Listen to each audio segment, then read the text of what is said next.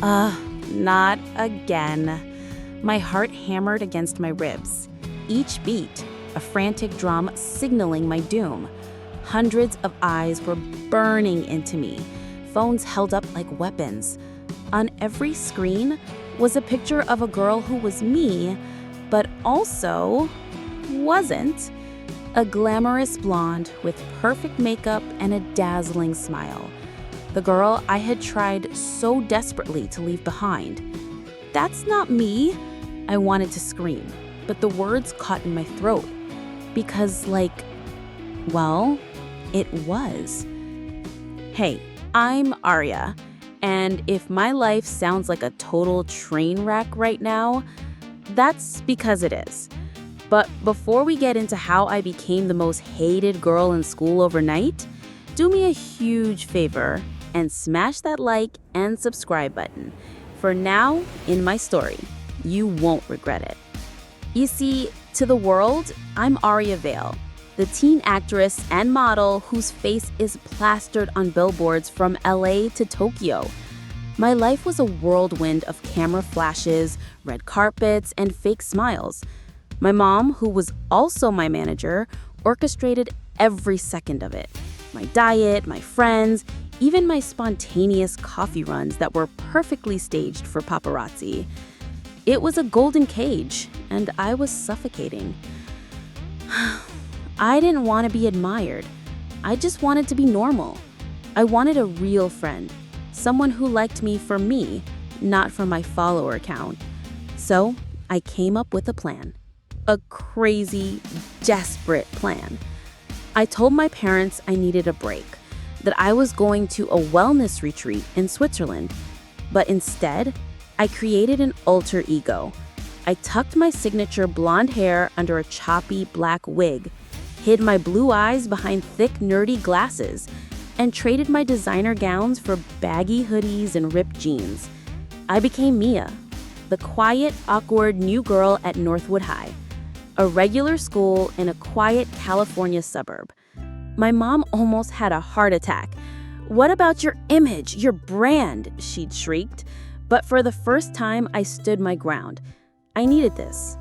And honestly, it was the best decision I ever made. For the first time, I was invisible. I could walk down the hallway without a single person turning to look at me. It was pure bliss.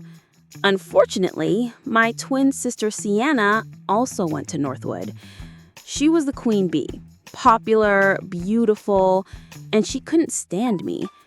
Even as Mia, she found ways to make my life difficult. "Oh, look at her," she'd say loudly to her friends as I passed. "Did she get dressed in the dark? So embarrassing that we're related." I was in the cafeteria one day, trying to find an empty table, when Sienna and her clique cornered me. She accidentally tripped, sending her tray of spaghetti flying all over my new, deliberately ratty hoodie. "Oops," she said with a sickly sweet smile. "My bad." As her friends roared with laughter, a calm voice cut through the noise. "Hey, leave her alone." I looked up and my breath caught. It was Mason Cole, the skater boy from my chemistry class. He wasn't a jock or part of the popular crowd. He was just him, with a charming, easygoing smile and eyes that were genuinely kind. He handed me a napkin. "You okay?" he asked, completely ignoring Sienna's death glare. "Yeah, I'm fine," I mumbled, my cheeks burning. "Cool," he said, "because tomato sauce isn't really your color." He grinned, and I couldn't help but smile back. Sienna, furious at being ignored, just huffed and stormed off. After that, Mason and I started hanging out. He didn't care that I was awkward or that my clothes were from a thrift store. He thought my nerdy obsession with classic black and white films was cool. He took me to his favorite skate park, taught me how to do an ollie, which I failed miserably, and we shared milkshakes at a retro diner. He saw Mia, and he actually liked her. For the first time, I felt like I was a real person, not just a product to be sold. But the happier I got, the more jealous Sienna became. She couldn't stand that I was getting attention, especially from Mason. I'd see her whispering with her friends, their eyes darting towards me. I knew she was plotting something. I just didn't know it would be this bad. The school was holding its annual spring fling, and the theme was A Night of Stars. The centerpiece of the event was a student photography exhibition. I loved photography. It was my one real hobby that my mom couldn't monetize. I decided to enter a picture I'd taken of the city skyline at sunset. The day of the fling, the entire school was buzzing. I was walking with Mason to the gymnasium where the exhibition was, feeling happy, and that's when it happened. The huge projector screen at the front of the gym, which was supposed to be showing a slideshow of school events, suddenly flickered. And then, there it was. A high-fashion, professionally shot photo of me as Aria Vale. Blonde hair, designer dress, the whole 9 yards. It was from a magazine cover I did last year. A collective gasp went through the crowd. Everyone pulled out their phones. My picture, the real me, was everywhere. And standing next to the projector, holding a laptop with a triumphant, evil smirk on her face, was Sienna. "Can you believe it?" she shouted, her voice dripping with fake outrage. "My own sister is a catfish. She stole these pictures of the supermodel Aria Vale and has been pretending it's her, all to get popular and trick you guys. She's a pathetic, lying fake." The world tilted. Everyone was staring, whispering. My carefully constructed normal life was shattering into a million pieces. I looked at Mason. His face was a mixture of shock and hurt. "Mia, is that true?" Before I could answer, my escape was cut off. My mom and dad, alerted by the social media storm that erupted instantly, came marching into the gym, their faces a thundercloud of fury. "Aria, what is the meaning of this? You violated your contract. You're supposed to be in Switzerland." And just like that, my cover was blown. In front of everyone. I knew I couldn't run. So I did the only thing I could. I walked to the front, took a deep breath, and faced the crowd. My name is Aria Vale. And yes, that picture is of me. But my sister is wrong.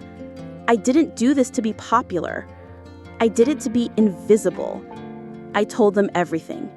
About the pressure, the fake life, the desperate need to feel normal, to have just one friend who didn't know or care about my fame.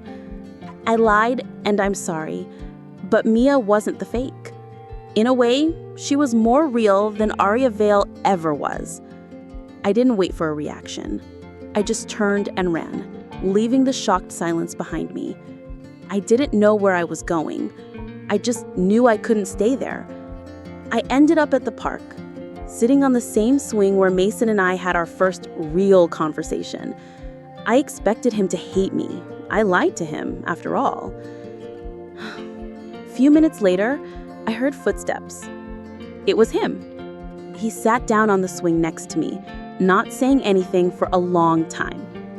Finally, he spoke. "You know, I don't know anything about the famous Aria Vale, and honestly, I don't really care. The girl I know is a little nerdy, trips over her own feet, and makes terrible jokes. She's the girl who let me teach her how to skate, even though she was terrified. That's the girl I fell for." My heart swelled. He got it. He really got it. "So, Mia, or Aria, or whatever you want to call yourself, you still owe me a rematch at the arcade." I laughed. A real, genuine laugh. "You're on, Mason." He reached out and took my hand. And as we sat there, under the quiet California sky, I realized I had found what I was looking for. Not fame, not admiration, but something real. And it was worth more than all the magazine covers in the world. Thanks for watching my story. If you want to see what happens next in the crazy world of MSA, be sure to check out the video on your screen. See you next time!